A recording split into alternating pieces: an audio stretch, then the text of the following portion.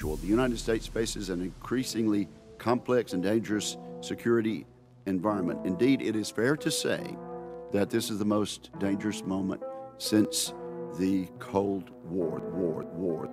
And with another mass shooting. The combined death toll in Turkey and Syria has climbed to more than 41,000. The derailment saw surrounding residents evacuated. Dozens of train cars, including at least 10 carrying hazardous chemicals, left the tracks, sparking a massive blaze. The Chinese spy balloon shot down last Saturday. This object demanded more immediate action yesterday. They are scared to leave their own homes. And slamming it through a Dandenong car dealership. A new report released today finds that not a single river in England is free from pollution. That is 9 degrees hotter than the February average. Nearly half of high schoolers have reported feeling persistently sad or hopeless in the past year. It is now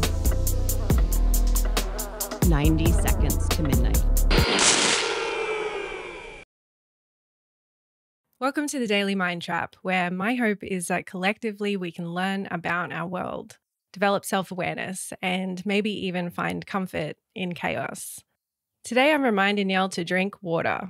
Just kidding, I can barely remind myself. Today I'm asking, how much control do we really have over our own lives? As usual, we're going to go to some interesting places with this one. But if you're new to my channel, welcome to the party.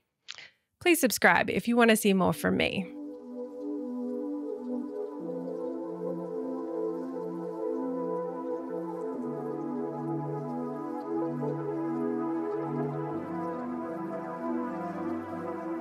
I'm going to admit some things to you.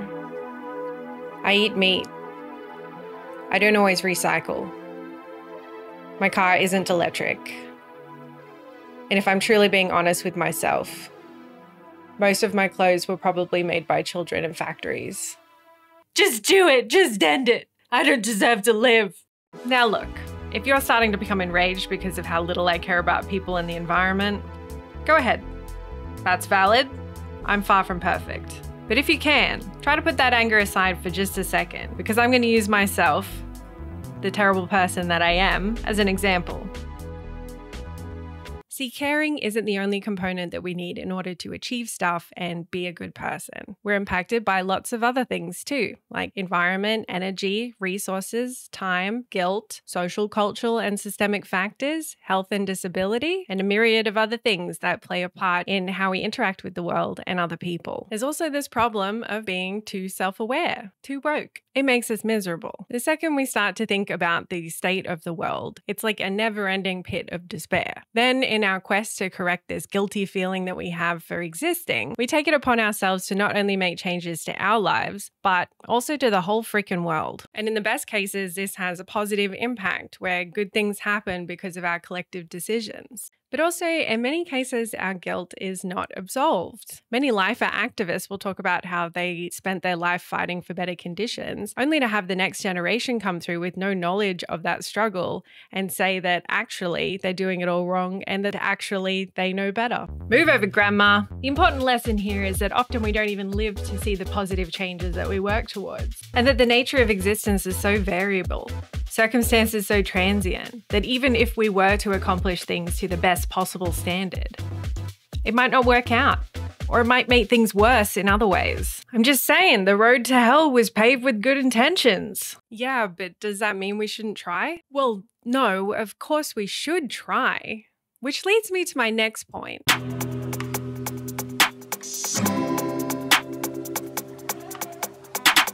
Sometimes I think about the types of people who can do it all. What's the difference between you and me? What fuels you? What's your motivation? What tricks, habits, and routines have you picked up that I simply haven't? What are your weaknesses and how do you overcome these? How do you achieve your goals when I feel like I'm constantly failing? Or how much of it is down to unconscious standards of beauty and the perfect morning routine? The enduring exploitation of women's insecurities for the financial gain of the beauty industry, inciting generations of people to suffer with social media addiction, perfectionism, and eating disorders for the first time like this in human history. Like, aren't we all the same when it comes down to it?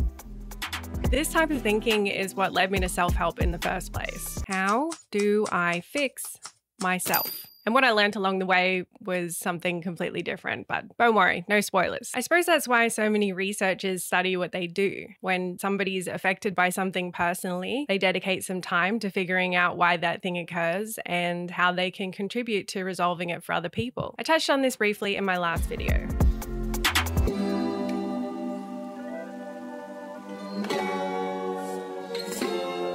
I believe in curiosity for the sake of understanding, that we should have the ability to depersonalize a subject from our own experiences and opinions. That's something I think we could all get a little bit more comfortable doing. Yeah, because not everything is about outcomes or application. Not everything is about the rewards of social validation, right? Often the greatest rewards are achieved through the research and development of a greater understanding of something.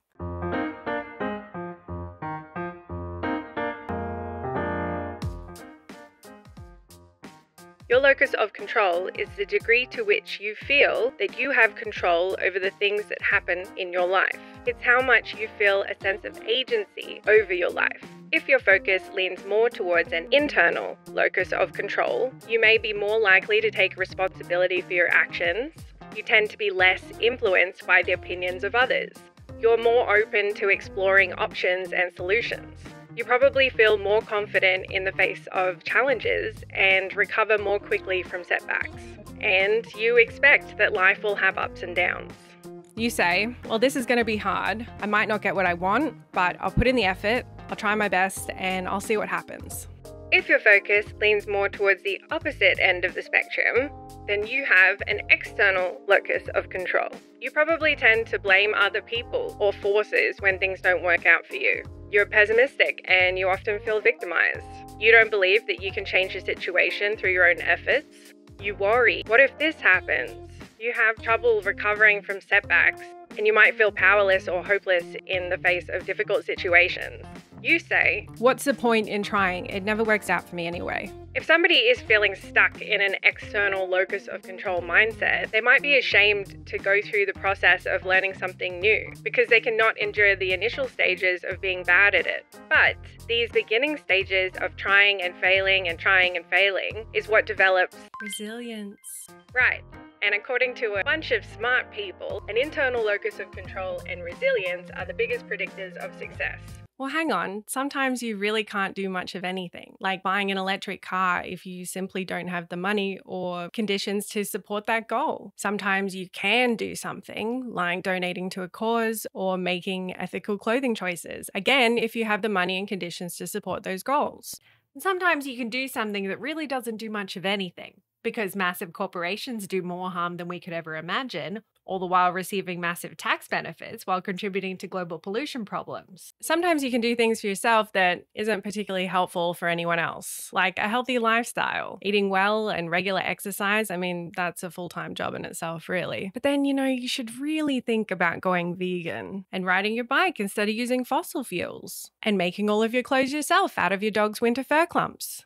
Well, if you can't do all of that, you're a bad person. No, you're not a bad person. You just have limitations, just like the rest of us. And good enough should be valued. I mean, if you're truly doing your best. You are doing your best, right? Because I will come for you. Shh.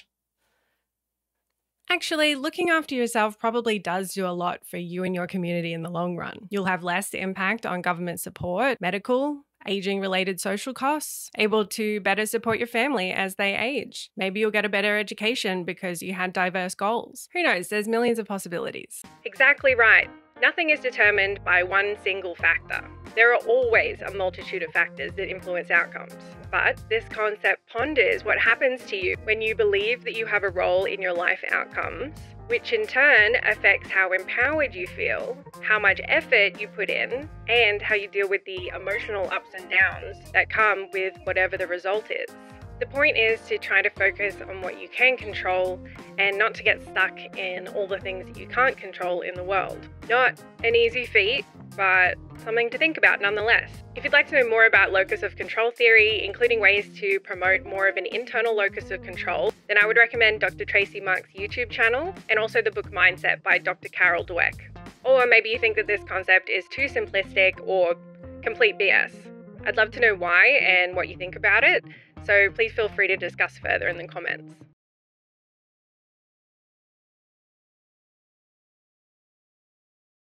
One of my favorite shows at the moment is Alone. It's a survival show where 10 people are dropped into separate, isolated locations and have to survive with just 10 items and themselves. The last person standing gets $500,000, which does not seem like enough money, and bragging rights for the rest of their life. And look, if you're not into survivor type shows and you hate Bear Grylls because you don't want to watch somebody drinking their own piss on TV, then I understand. Seriously, I cannot recommend this show enough. And so far, there hasn't been one person to drink their own piss on camera. I'm also only 3 seasons in, so I am trusting you to not put spoilers in the comments and ruin my life. This is all I have to make me happy. Please don't ruin that. Anyway, this show is an excellent example of what it means to be truly self-sufficient and a testament to what the human body and mind is capable of. Participants have to secure all of their needs using their primitive survival knowledge. Things like safe drinking water, shelter, fire, food are a top priority. There's crazy weather and tides to deal with. Oh yeah, and they're also in constant danger of dangerous wild animals, including cougars, wolves, and mama bears with babies. Oh. And as you'd expect, this part of every season is a real make or break moment for most people. The real interesting part starts though once everybody's got their basic needs covered and have the free time to sit and think. Think about how alone they are. Think about their families. Think about what they can't provide for themselves every day out there. Social connection. See, often participants underestimate the importance of mental fortitude. This challenge isn't just about physical endurance, facing the limitations of your energy and resources, and adapting to new conditions. When you're starving and you can't find food, or you made a mistake, your ability to keep perspective, have self-compassion, and show gratitude for what you do have and what you have achieved, your ability to self-soothe when you're disappointed, and maintain a strong internal locus of control is really what defines those who make it through. Or as Alan from season 1 highlights perfectly, if you're your only company, you better like yourself. Okay, I'm going to leave it there for today. I hope that you enjoyed this video and that maybe it gave you something to think about. And if you want to continue the conversation in the comments with me, then my question for you is this. Do you think that you have control over the things that happen in your life? Or do you think there are other factors that have more influence? Thank you for watching. Please like and subscribe if you want to see more from the Daily Mind Trap.